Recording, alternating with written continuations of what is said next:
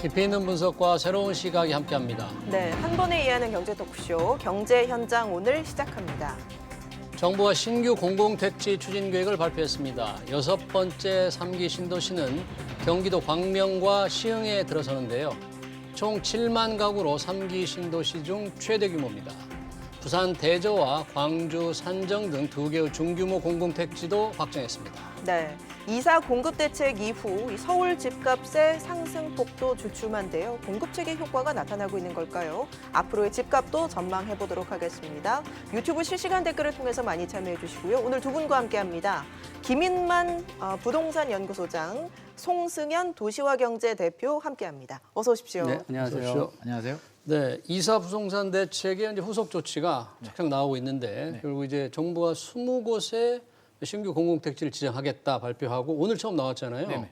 뭐 지역, 물량 소장님 예상했던 데입니까? 어떻습니까? 좀. 광명은 예상했던 부분이고요. 계속 이야기가 나왔잖아요. 그래서 네. 1순위로 광명 시흥이 나오겠다라고 생각했는데 역시나 나왔고요. 예. 저는 한 3월 정도, 그래도 2월은 쉬고 3월 정도 나오지 않을까 싶었는데 제 생각보다도 한 2주 정도 더 빨리 나온 것 같습니다. 그래서 국토부가 굉장히 열심히 일한다라는 생각이 들고요. 일단 물량 자체가 우리 당초 생각보다 조금 더 많은 것 같습니다. 저는 한 4만 호, 5만 호 정도 생각했는데 7만 호 정도로 나와서 7만 호? 3기 신도시 중에서 가장 많거든요. 3기 신도시 중에서 가장 물량이 많은 곳이 남양주 왕숙지구인데 6만 6천 호거든요. 예. 그보다도 더 많은 물량이기 때문에 항상 우리 생각보다 이게 조금 기대를 뛰어넘을 때 사람들은 좀 충격을 받거든요. 그래서 이 물량적인 측면에서만 보면 물량 좀 많다라는 생각이 들 정도의 물량이고요. 다만 조금 약간 의아한 건 광명 예. 시흥뿐만 아니라 이제 부산 대저하고요. 예. 광주 산정도 이제 신도시 개발을 예. 하겠다라고 이건 어떤- 18,000호, 어떤 13,000호 이렇게 지역들이에요? 나왔는데 좀 의아하거든요. 그래서 어. 서울 수도권 집값이 물론 광주도 지금 집값이 심각하고요. 부산도 굉장히 심각한데 아마 국토부 입장에서는 서울 집값만 잡는 게 목표가 아니고 전국적으로 지금 굉장히 과열된 지역들 최근에 부산도 굉장히 난리도 아니거든요. 그래서 예. 이런 과열 심리를 완전히 식혀버리자는 심리에서 아예 그냥 공격적으로 지방에도 신도시 개발을 계획을 발표한 것 같습니다. 예, 네. 예. 돌고 돌아서 광명은 결국 지정이 됐고 대표님께서는 어떻게 보십니까? 이번에 뭐 입지라든지 물량이라든지요? 우선 국토부에서 발표를 한 게 지금까지 신뢰성에 대한 지적을 계속 많이 받았기 때문에 신뢰성 회복을 위해서 최대한 노력을 한 것으로 보여지고요.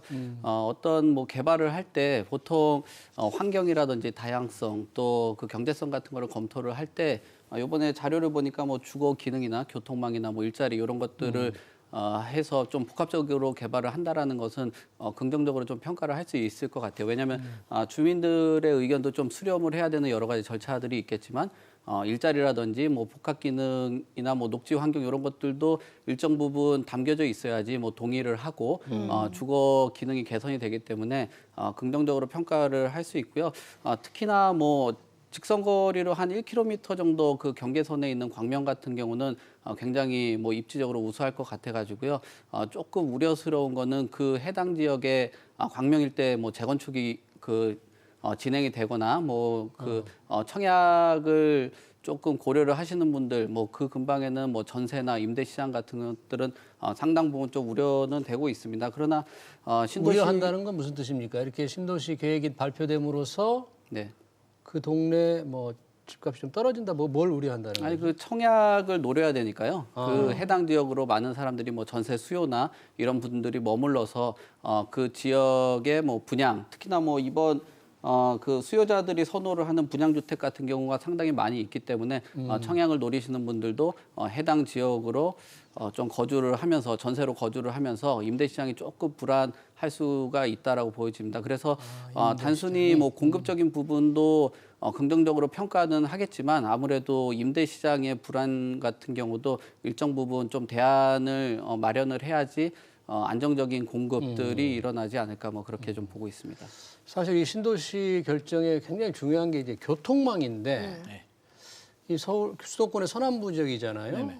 이 광명시 어떻습니까? 어떤 교통망이 제대로 갖춰지면 혹시 뭐 지옥철 뭐 이런 우려 안 될까요? 여의도까지 네. 20분 거리로 만들겠다고 하는데. 이게 입지가 굉장히 좋거든요. 네. 광명시흥 쪽에 가보면 이게 사실 지금 당장은 교통망이 없어요. 없는데 연결하기가 굉장히 좋은 게 네. 지하철 1호선 또 연결할 수 있고요. 7호선, 7호선? 신안산선, GTX까지 연결이 가능한 라인이기 때문에 국토부가 마음만 먹고 설계를 하면 뭐 두세 개 정도의 골드라인은 충분히 들어갈 수가 있을 것 같고요. 입지 자체가 굉장히 좋고 이게 뭐 직선 거리로 한 뭐 2km? 2, 3km만 가면 뭐 가산 디지털 밸리도 있고요. 여의도까지도 멀지 않은 거리이기 때문에 제 생각에는 뭐 인기가 굉장할 것 같습니다. 지금까지는 그래요? 3기 신도시 중에서 교산 신도시, 뭐 고양, 창릉, 네.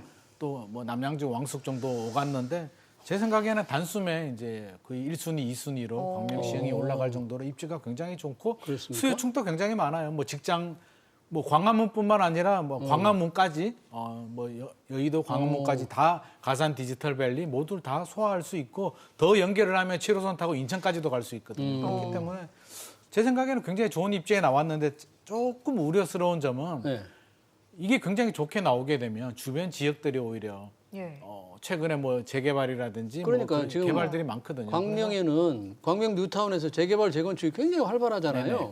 거기 있는 사람들 생각이 많이 다를 것 같아요.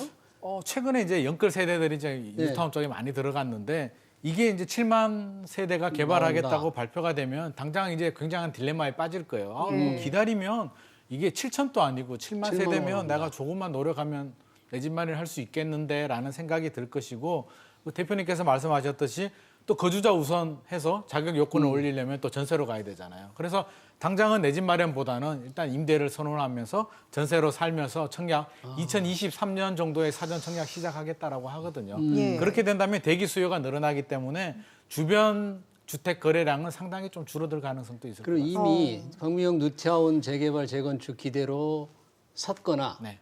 최근에 살고 있는 사람들은 조금 시큰둥할까요? 아무래도 좀 고민이 좀 깊어질 것 같아요. 이거 우리보다 더 좋은 게 개발이 나온다? 되면 아무래도 어떡할까? 왜냐하면 새 아파트 희소성이 있거든요. 더 이상 개발될 곳이 없고 우리가 굉장히 희소성이 있는 아파트였는데 교통망도 더 좋은 곳에 규모의 경제가 통하는 신도시 개발이 된다면 아무래도 영향을 받지 않을까. 예전만 하더라도 신도시 개발되면 주변 집값도 등달아 올라가면서 무조건 개발 오자라고 했는데 이 공식이 2기 신도시 입주하면서 좀 깨졌거든요. 2기 신도시 입주할 때 주변 지역들이 상당히 좀 집값 하락에 어려움을 겪었기 때문에 그런 학습 효과를 생각해 보면 또 있겠죠? 3기 신도시 7만 원 입주할 때 우리 집값 좀 많이 떨어지는 거 아니야? 네. 미리 팔아야 되는 거 아니야? 여러 가지 고민에 빠질 것 같습니다. 대표님, 시흥은 어떨까요? 광명과 시흥은 또 다르고 시흥에는 뭐 공단도 조금 많이 있고 상대적으로 개발이 저조했던 지역인데 네. 상당히 좀 주민들이 좀 반길 가능성이 있습니까? 어떻습니까? 네, 지금 그 주민들이 반길 수밖에 없는 내용이 아까도 말씀드렸듯이 단순히 주거 기능만 있는 게 아니라 교통이 아무래도 인프라가 구축이 되고 또 그 안에서 여러 가지 복합 기능들이 있기 때문에 뭐 반길 수밖에 없을 것 같습니다. 그게 또 물류를 하시는 분들 같은 경우도 일자리가 어떤 교통망이 확충이 된다라는 거는 상당히 큰 호재로 작용을 할 수 있을 것 같아가지고요. 지금까지 우리가 신도시 개발할 때 단순히 뭐 주택만으로 개발했던 그런 방식하고는 좀 차원을 넘어선 거라고 평가를 할 수 있을 것 같습니다. 근데 아까 우리 그 소장님께서 지적하셨던 뭐 여러 가지 그런 임대 시장이나 뭐 1순위를 위해서 해당 지역에 거주하시는 분들 또 거래량 같은 경우가 굉장히 뭐 감소할 수가 있어가지고요.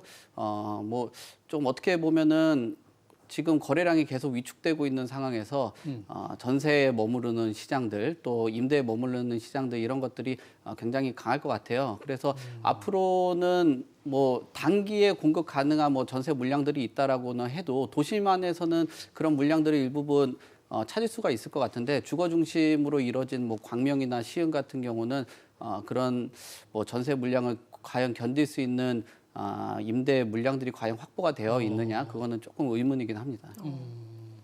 지금 오늘 발표는 했지만 실제 분양 이후에 입주하는 데 상당한 시간이 걸리는 거 아닙니까? 어떻습니까? 시간이 많이 걸리죠. 네. 정부 네. 계획 내용을 보면 2023년 정도에 사전 청약을 시작할 계획이라고 하는데 그건 이제 희망사항인 것 같고요.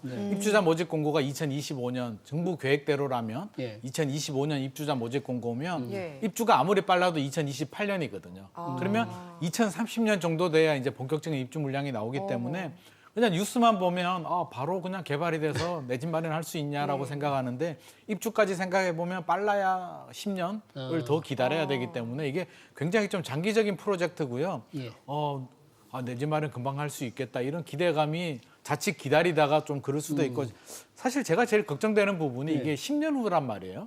예. 10년 후에 이게 광명뿐만 아니라 다른 신도시들도 이제 물량들이 2027년 정도 되면 이제 막 나올 텐데 3기 신도시 그렇죠. 3기 신도시 물량들도 그렇고요. 다른 서울의 다른 물량들도 그렇고 정부에서 계획됐던 물량들이 나올 텐데 우리 인구 감소가 지금은 괜찮다라고 하지만 2030년 넘어가게 되면 저는 어떤 식으로든 지금보다는 분명히 다른 양상으로 흘러갈 수밖에 없다라고 생각하거든요. 예. 최근에 그 지방 대학교라든지 이런 쪽의 뉴스라든지 이렇게 교수님들의 이야기를 들어보면 학생 상당히 모집 심각한 못합니다. 수준이거든요. 네. 학생 모집이 모집이 안 안 돼요. 돼가지고 지금 뭐 7등급, 9등급 학생들이 지방의 뭐 좋은 대학교 수학과에 합격하고 이런 현상들이 발생하고 있는데 이게 미달이 생기고 있단 말이에요. 그런데 지금 벌써 19살, 20살 정도 세대들이 그렇게 된다면 10년 후 되면 그분들이 이제 30살이 넘어가게 되면서 신혼 부부들 세대가 되기 때문에 저는 어떤 식으로든 그런 인구 감소와 이런 주택 시장이 영원히 상승할 수는 없잖아요. 예. 또 몇 년 지나면 분명히 안정을 찾을 텐데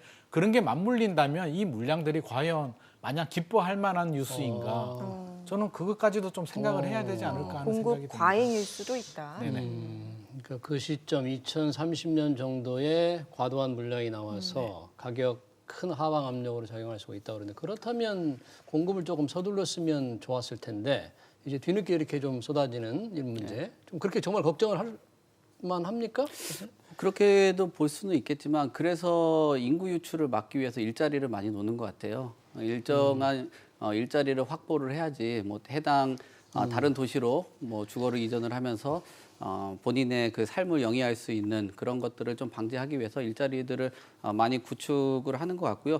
인구 감소에 대해서도 계속 얘기가 나오고 있기 때문에 사실상 지금은 공급량에 대해서 고민하는 것도 중요하지만 그런 공급이 또 양질의 공급이 이루어져야 되기 때문에 주거질 개선 또 우리가 주택 그 표준 건축비 같은 경우도 상향을 계속적으로 좀 해가면서 단순히 뭐 저렴한 가격보다도 수요자들의 뭐 니즈에 좀 충족할 수 있는 그런 주택들을 같이 검토를 해서 물량들을 좀 조정할 필요도 있다라고 볼 수가 있겠습니다.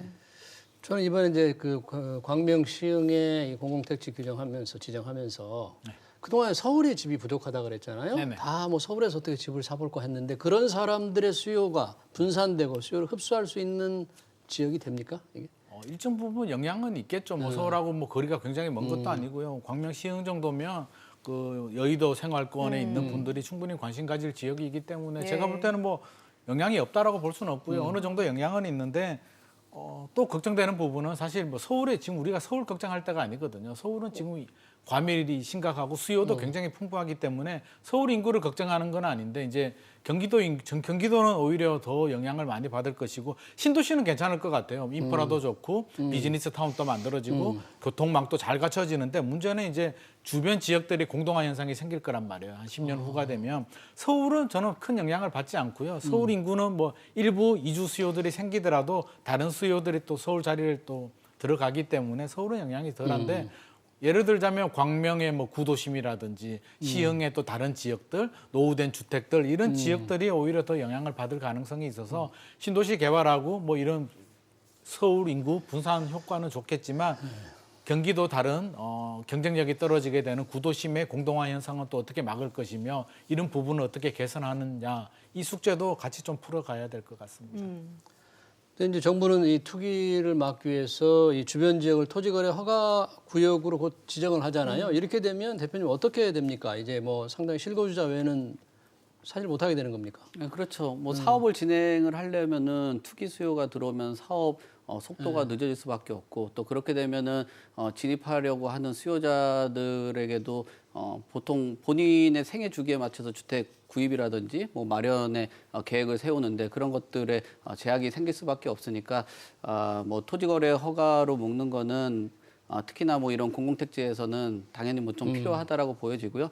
그런 장벽들을 만듦으로써 기존에 사실 공급 발표가 나고 나서 속도감을 못 내는 그런 문제점들이 뭐 완벽하게 해소되기는 어렵겠지만 그런 부분에서는 조금 걸림돌을 치울 수 있는 거로 보여집니다. 다만 그 토지거래 허가로 좀 묶이게 되면은 부작용들이 있는데 또 다른 그런 기대감을 갖고 그 인근 지역에 뭐 투자 자본이나 투기 자본들이 흘러갈 수 있다라는 그런 부작용도 있기 때문에 토지거래 허가를 뭐 만약에 묶는다고 하면 조금 더 뭐 광역적으로 묶는다든지 아니면은 취지에 올바르게 하는 방향으로 가는 게 좀 더 맞다라고 보여집니다. 이번에 발표가 됐으면 또 공공택지를 추가로 또 지정해야 되잖아요. 네네. 정부도 4월에 한다 그러는데 네네. 후보지 어디가 지정이 될까요? 뭐 여러 가지 뭐 이야기는 계속 나오고 있는데 하남 쪽에 간북지구 뭐 이야기 나오고 있고요. 고양 쪽에 화전지구도 이야기 나오고 있고 여러 군데 뭐 얘기는 계속 나오고 있습니다. 근데 나올 곳이 뻔하거든요. 그래서 뭐 새로운 뭐 입지를 뭐 발굴하기는 힘들기 때문에 기존의 후보군에 나왔던 지역들 이번 광명만 하더라도 MB 정부 시절에도 보금자리 주택으로 후보군에 올랐던 지역이고 결국에는 그 리스트 중에서 이렇게 순환되기 때문에 계속 입에서 오르내렸던 지역들이 아마 선정될 가능성이 높은데 저는 약간 걱정 아닌 우려스러운 게 너무 몰아치기 하고 있다라는 생각을 워낙 공급이 부족하다고 이게 비판을 많이 꼭 받아서 전쟁 전투하듯이 지금 막 몰아붙이는데 이게 미리 한 3년 전, 4년 전부터 이렇게 좀 차근차근 했으면 좋겠고 지금 이렇게 한꺼번에 이렇게 쏟아부을 문제는 아니라고 보거든요. 이미 3기 신도시 우리가 5개 발표를 했잖아요. 예. 진행되면서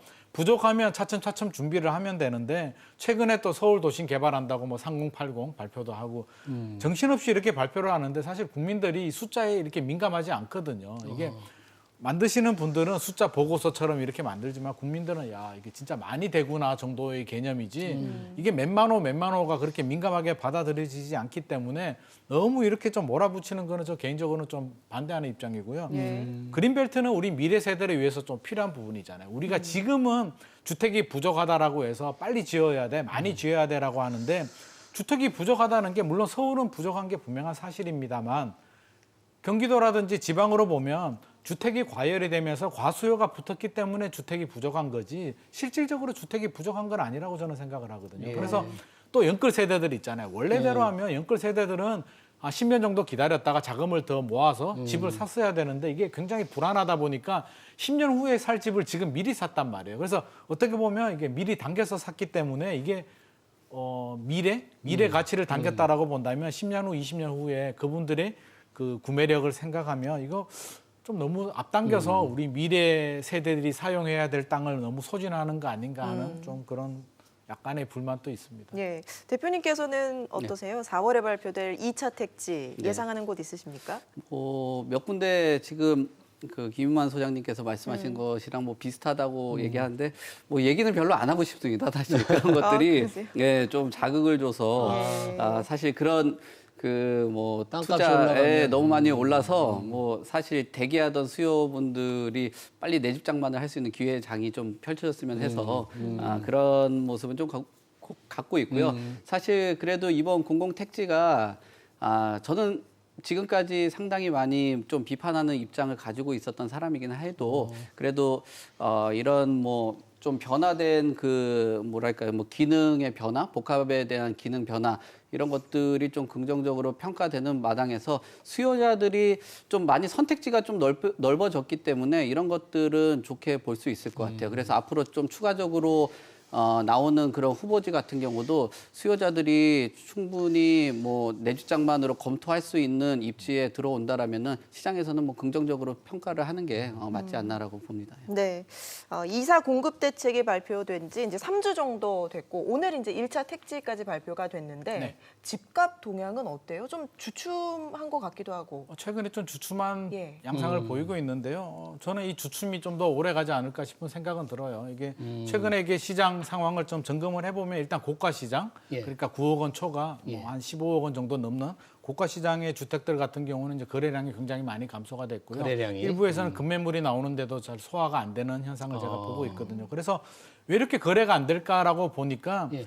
주택 구매력이 있는 분들, 자금력이 있는 분들은 이미 다주택자예요. 한 2주택, 3주택 있는 분들이 이제 자금력이 많은데 규제가 굉장히 많죠. 취득세만 하더라도 3주택 이상이면 12%거든요. 그래서 최근에 이제 마포에 금매물이 18억짜리가 나왔는데 취득세만 계산하니까 2억 1,600만 원이니까 그러니까 이렇게 이주택자가 나오더라고요. 한 그렇죠. 채 더 살 때 그렇죠. 그렇다는 그래서 거죠? 12%. 살려고 하다가 취득세 2억이라는 얘기를 듣는 순간 다들 그냥 고개를 흔들면서 그냥 집에 가는 모습을 봤는데 이게 다주택자는 더 사지 말라는 거니까. 그렇죠. 그리고 또 취득세만 있는 게 아니잖아요. 예. 종합부동산세, 양도세 모두 뭐 대출도 안 나오고요. 규제가 무지무지하기 때문에 현실적으로 다주택자들이 집 사는 거는 뭐 거의 미친 짓이다 뭐 이런 말을 할 정도로 굉장히 어려운 상황이고 무주택자들이 현금 보유력이 굉장히 좋냐 그러면 지금까지 집을 안 사고 8년 동안 서울 집값이 상승했잖아요.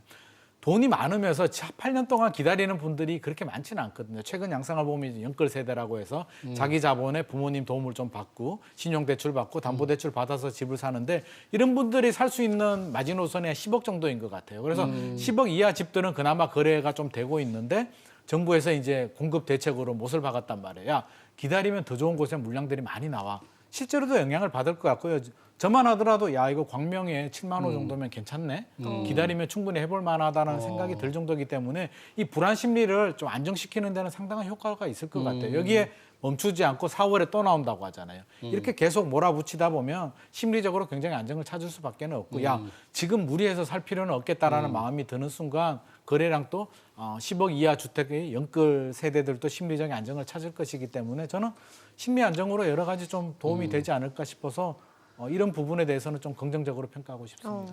지금 보니까 1월 달에 전국 주택 거래량이 10만 채 이하로 뭐 거의 9만 채 정도, 9만 호 정도밖에 안 됐기 때문에 거래량이 굉장히 줄은 거잖아요. 네, 1월 한 달만 봐서는 뭐 알 수 있을지 없을지 모르겠어요. 어떤 추세를 좀 반영할까요? 네, 어떻게 근데 봐야 됩니까? 그 앞에 그래프 보면 또 11월, 12월에 일정 부분 많은 거래가 일어났기 때문에 예. 그거에 비해서 좀 앞당겨서 산 거로도 좀 추이를 좀 분석을 해볼 수가 있겠고요.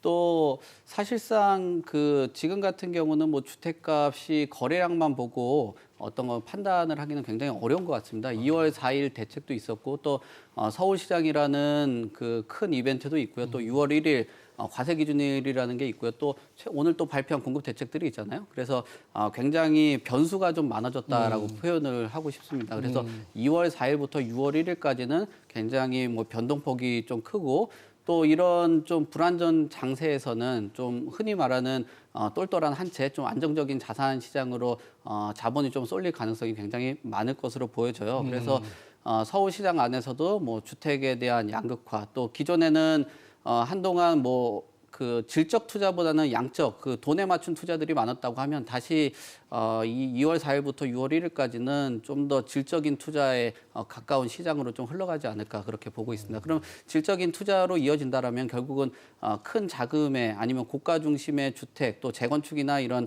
확실한 그 투자 대안이 되는 상품 쪽으로 자산이 돈이 많이 흘러갈 수 있기 때문에 그 돈의 규모가 크기 때문에 거래량이 굉장히 빈번하게 나오기는 좀 어려울 것 같습니다. 네.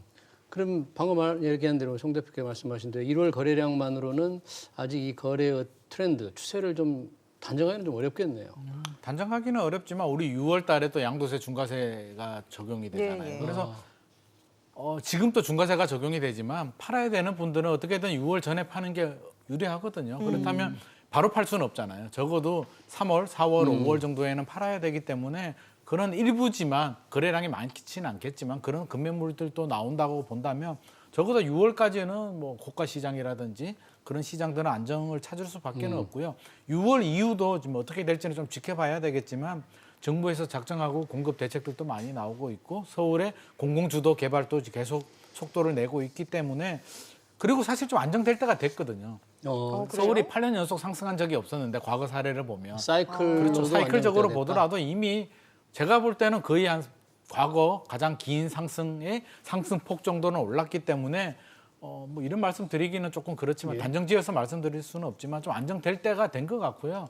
대책이 이렇게 안 나와도 사실은 안정될 때가 됐는데 이렇게 대책이 쏟아붓게 되면 우리가 대책 효과를 약간 무시하는 경향이 있거든요. 정부가 그래도 집값은 올라. 뭐 세금 내면 되지라고 생각했는데 노무현 정부 때도 그랬거든요. 대책이 막 나왔을 때 굉장히 무시하다가 나중에 몇 년이 지나고 시장 분위기가 꺾였을 때 굉장히 아팠거든요. 그래서 지금 나온 대책들이 결코 이게 우습게 볼 대책들이 아니고 굉장히 무거운 대책들이 많이 나왔기 때문에 이제 서서히 현실 인식을 한다면 집값이 상승할 때는 못 느끼거든요. 아, 종합부동산세 그까짓 거 뭐 내면 되지라고 예. 생각하는데 이게 집값이 주춤하다든지 하락을 하게 되면 이게 지금 누적된 규제들 종합부동산세, 취득세, 양도세, 대출 규제 여러 가지가 굉장히 아프고 무겁게 느껴지기 때문에 저는 이제 서서히 좀 안정을 찾아야 되고 찾아야 될 때가 되었다고 생각합니다. 뭐 부동산 허위 신고에 대해서도 강력 제재한다 이런 걸 밝힐 이것도 좀 영향을 줄 수 있을까요? 영향이 있죠. 지금 작년에도 이제 허위 신고하면 굉장히 처벌 규정을 강화한다라고 하는데 규제만 하고 강화만 해서 사실 이게 근본 문제가 잡히지는 않거든요. 그래서